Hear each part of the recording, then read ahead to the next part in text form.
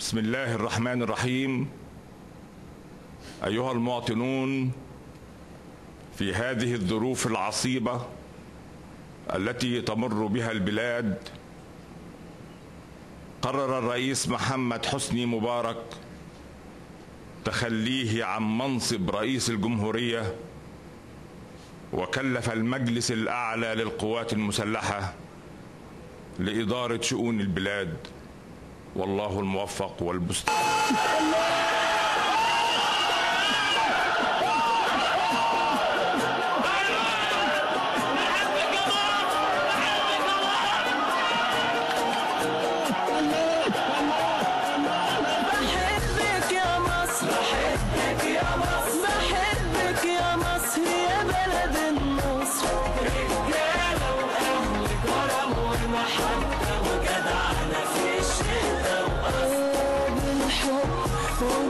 والجهد